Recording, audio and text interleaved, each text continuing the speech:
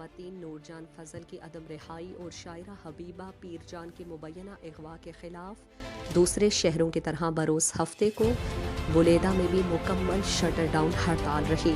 کاروباری مراکز بند رہے اور بلیدہ زاموران کی عوام کی جانب سے احتجاجی ریلی نکال کر مظاہرہ کیا گیا۔ مقررین نے خطاب میں کہا کہ بلوچ تاریخ پر نظر دوڑائیں تو معاشرے میں عورتوں کی بڑی عزت کی جاتی ہے۔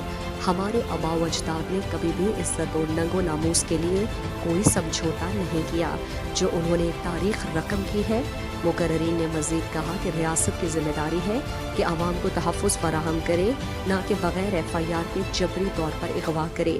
اس عمل سے حبیبہ بلوچ نور جان بلوچ کی فیملی نہیں بلکہ ہر بلوچ کے گھر میں ایک نفرت کی آگ ہے۔ اس جیسے عمل سے نفرتیں مزید بڑھتی جاتی ہیں۔ ملک کی اس پالیسی کو ایک طرف رکھ کر عوام کے مفادات کے حق میں بہتر فیصلہ دینا چاہیے۔ آخر میں مقررین نے اتفاق کرتے ہوئے کہا کہ جب تک بلوچ خواتین کو رہا نہیں کیا جاتا تو بلیدہ زاموران کے عوام مل کر احتجاج کو مزید وسعت دیں گے۔ مقررین نے اپیل کی کہ تحصیل بلیدہ کی مرد اور خواتین بھی تربت دھرنے میں شرکت۔